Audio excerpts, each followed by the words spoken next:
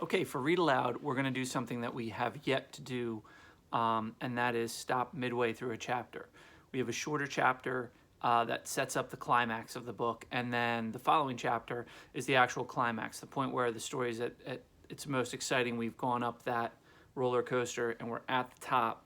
And as has happened in every Peter book before this,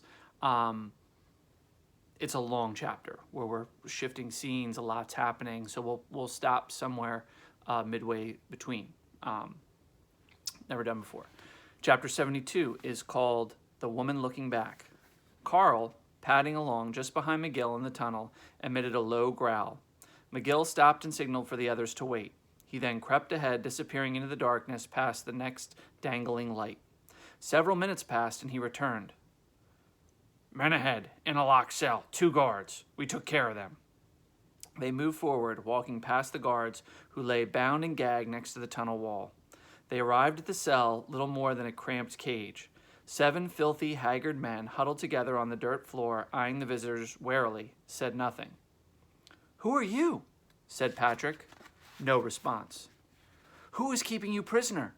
Still no response. Patrick turned to the others. "They're too weak or scared to answer. We'll have to help them later. We need to move on." "Agreed," said Ted. "Can we at least get them out?" said Wendy. McGill looked at the lock and the bars.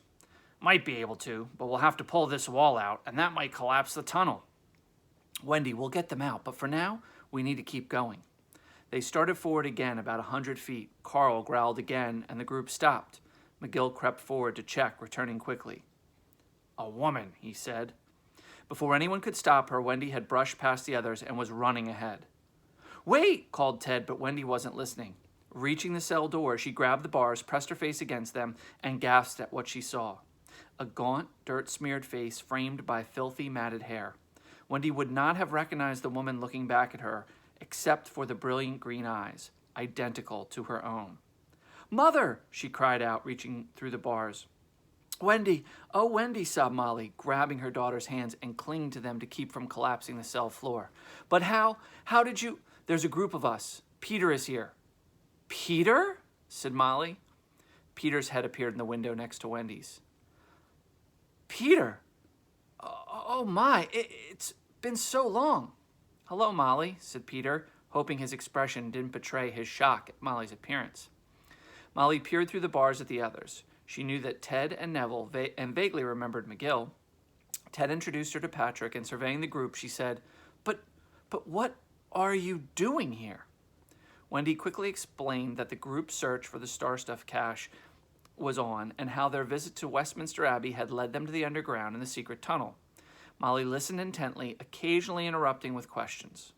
When Wendy was finished, Molly said, "Von Schotten is going after the Star Stuff tonight.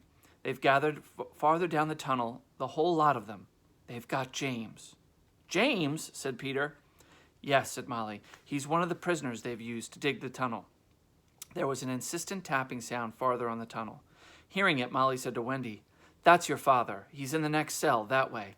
Go see him and come back. We've got to make a plan."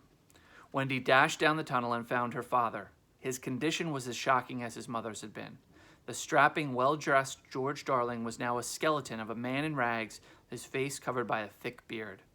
Tears spilled from his eyes as he held her hands through the bars. "Wendy, I'm so sorry to have doubted you. Can you ever forgive me?" "Oh, Father," began Wendy, but when she tried to say more, her words turned to sobs. For a few moments, they simply clung to each other through the bars. Then, willing herself to be strong, Wendy wiped away the tears as quickly as she could and explained the situation to her father as she had for her mother. When she finished, she said, "We're making a plan. I'll be back in a moment." Reluctantly, her father released her hands and she ran back to the others, who were deep in discussion. "What are we going to do?" she asked. It was Peter who answered. "We're going down the tunnel and we're going to try to stop them," he said. "How?" said Wendy. Peter looked around at the others and said, "We'll figure out that part when we get there." "Nice job summarizing," said Patrick. "What about my parents? We've got to get them out." There was an uncomfortable pause. Then Molly said, "That will have to wait for the moment, Wendy." "But why?" "We've got no key," said McGill. Oh, sorry. We've got no key for one thing, said McGill, pointing to the lock on the cell door. Carl could pull it off its hinges, said Wendy. Ah, he could, but the problem is your mom and dad have been weakening the tunnel walls. He pointed to the support beams next to Molly's cell door. If we pull the doors out, the whole tunnel will collapse. We were planning to bring it down tonight.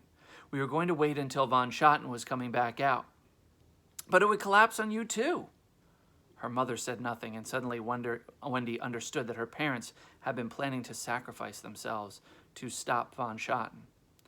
No, you can't, She was silenced by the massive right hand of McGill. Not so loud, all right? Wendy nodded and he released her. You can't, she began, but Molly, now in the role of mother, raised her hand and Wendy stopped instantly. Wendy, we've worked out a plan that might get us all out of this. It's not ideal, but it's our best chance. It won't help for you to waste time arguing, so please, just listen, all right? Yes, Mother, said Wendy. Good. Now here's what we're going to do. And of course, they end the chapter there, as the authors love to do. So a couple interesting things.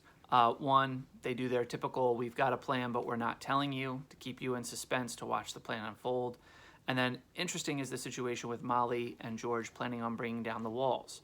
While that's a sad situation and a plan that was hopefully going to save the day if they needed it, it's now created an extra problem for our heroes to deal with before the end of the book. So the authors are still managing to stack more problems up to make the ending exciting.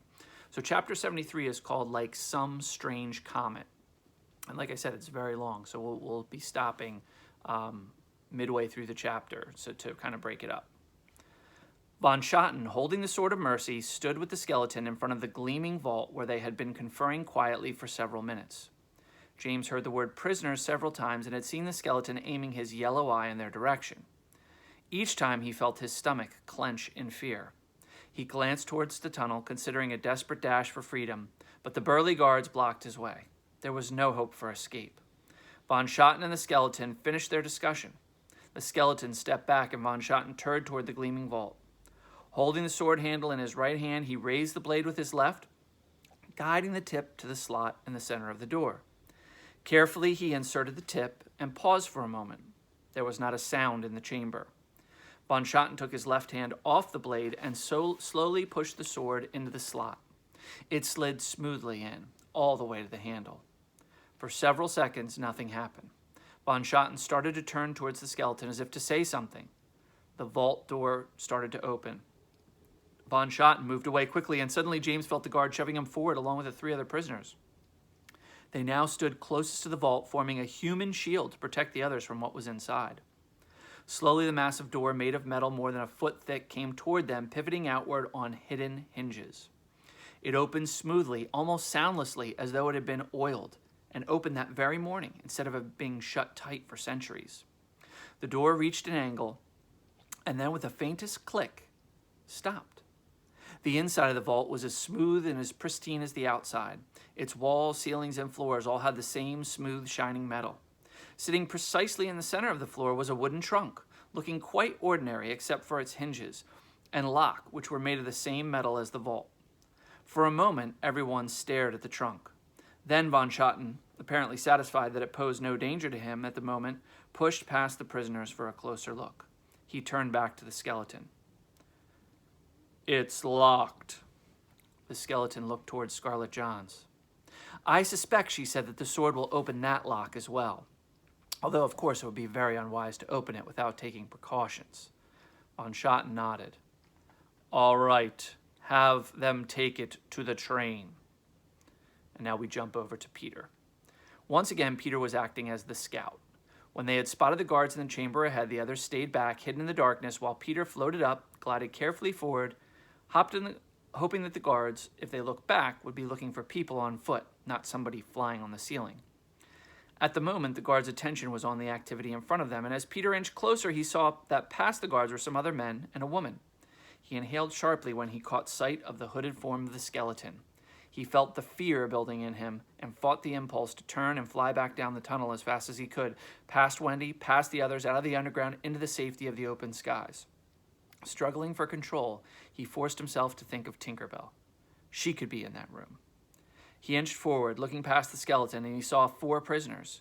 He knew one of the ragged, bearded men was James, but at this distance, he couldn't tell. Beyond them, he saw the vault, the chest, and von Schotten, and as Peter watched, von Schotten's head turned in his direction. Peter pressed as hard as he could against the ceiling, praying that the darkness hit him.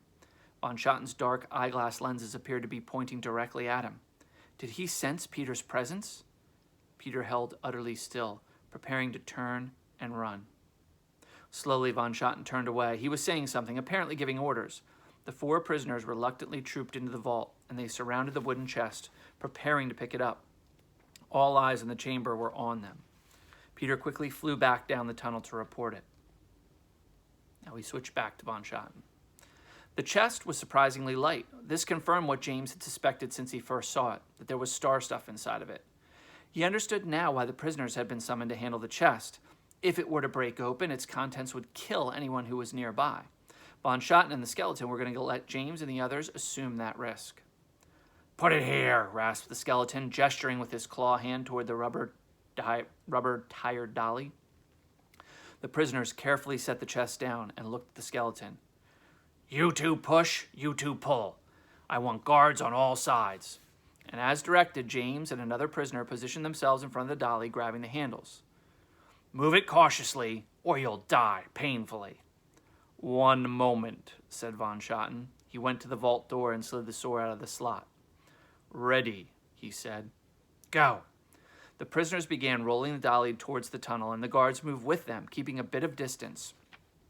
Their eyes were fixed on the chest, and the skeleton was walking behind, followed by Scarlet, Mauch, Coben, and Ravel. Von Schotten, holding the sword, was last. The dolly was almost to the tunnel mouth. From the darkness came a bone-shaking roar. The 2 guards in front had almost no time to react before Carl, coming out of the tunnel with astonishing speed, slammed into them, then knocking them hard to the ground. The prisoners, terrified, ducked as Carl hurtled past them to the left, leaving the guard on the side of the dolly. An instant later, McGill, coming right behind the bear, leveled the one on the other side with a hard fist to the face, as Carl took out the 2 guards in the rear. The dolly was now free. It had taken perhaps 3 seconds. Carl and McGill kept right on going. Carl's target was the skeleton. McGill's was Mauch and Coben. Here the fight was more even. McGill was a powerful man, but Mauch and Coben were both skilled fighters, and they had numbers on their side. Seeing McGill coming, they quickly separated and began to circle the big man. As for Carl, he swiftly discovered that the skeleton was no ordinary human. The bear charged, but at the last instant, the skeleton shifted sideways, at the same time thrusting a claw hand deep into the bear's thick hide. Carl roared as he fell forward, his entire body consumed by a searing pain that would have killed any man. He tumbled into the dirt, scrambled to his feet, furious, but also, for the first time in his life, fearful. He turned to face the skeleton, who stood motionless, waiting. Carl began to move warily toward him. For the moment, these 2 struggles provided cover for the group now coming through the tunnel chamber. Ted, Neville, and Patrick went straight to the dolly and rolled it into the tunnel. Wendy and Peter grabbed the stunned prisoners and pushed them stumbling after the dolly. The 3 of them went, but James, recognizing his rescuers, stopped. "Wendy?" he said. "Peter!" Peter waved in acknowledgement, but was more moving past his old friend. "Please help Uncle James," said Wendy. "We have to get the others out of here." James started into the tunnel after her, but he glanced back towards Peter, who was heading towards the fighting. So now that our group is together, we will see how things pan out. Really interesting chapter, and it's going to get more interesting with how things are unfolding. And I think you'll be pretty satisfied with the end of the chapter, which should be in the next read aloud.